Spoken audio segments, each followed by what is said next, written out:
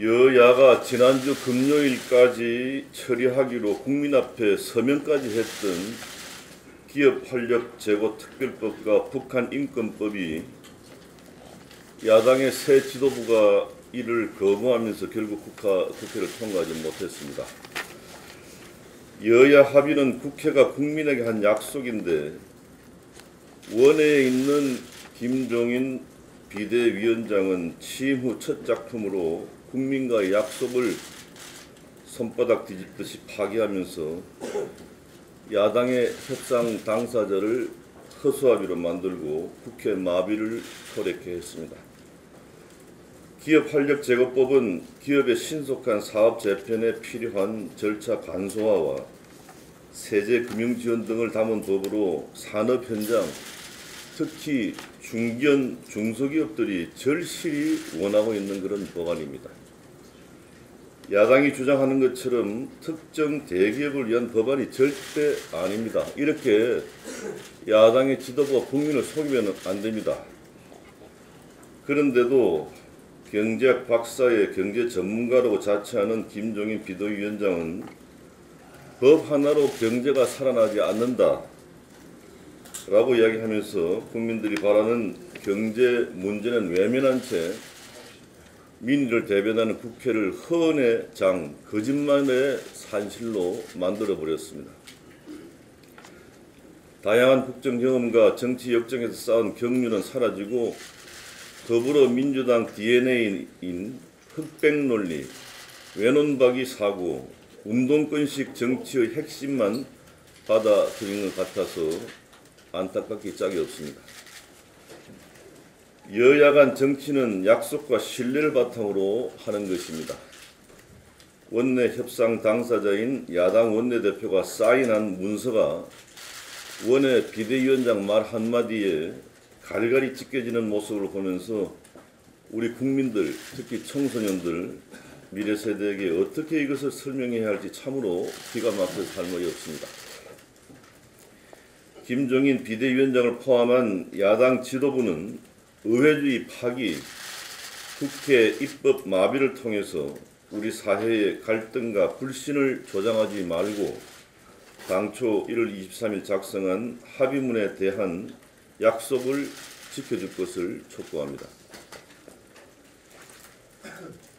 김종인 위원장의 저서 지금 왜 경제민주화인가 이 내용을 보면은 한국 노조 구조 하에서는 비정규직 문제를 해결할 수 없다 이렇게 말하면서 경영자가 정규직 노조와 합세해서 정규직 권익만 보호하게 되고 결국 비정규직은 양산될 수밖에 없다 이렇게 기술해 놨습니다. 또한 노조는 조합원의 이익만을 대변하는 비민주적 구조라고 하였는데 그들만의 고임금 파티에 매몰된 우리나라 기득권 귀족 노조를 정면으로 비판하고 있습니다.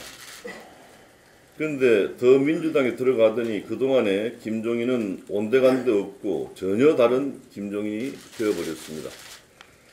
그동안의 주장과는 완전히 정반대되는 말을 하고 있는 것입니다. 청년과 비정규직은 눈물마저 말라가고 있는데 더민주당과 똑같이 노동개혁 입법에 반대하면서 벌써 기득권 노조의 눈치만 보고 이들의 주장을 되풀이하고 있습니다. 김종인 위원장의 이런 이중적 모습은 그 책 163페이지에서 165페이지에서도 잘 나와 있습니다.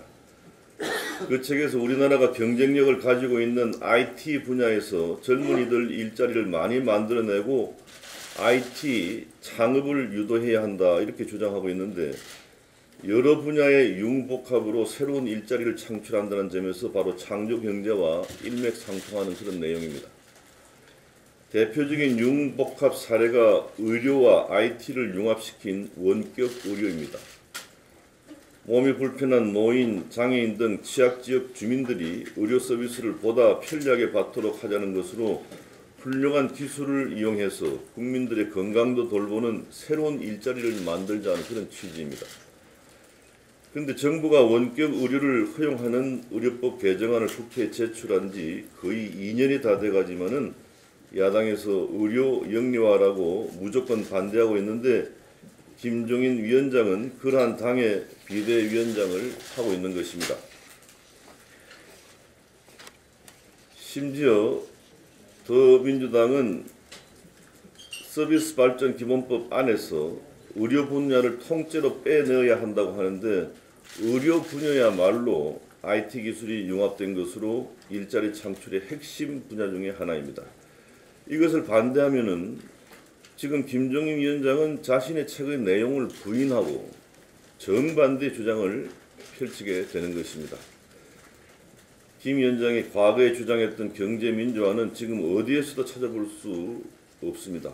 더군다나 더민주당의 주장과 행태에 대해서는 더더욱 찾아볼 수 없습니다. 이러한 문제 제기에 대해서 김종인 위원장의 입장을 명확하게 국민 앞에 밝혀주기 바랍니다.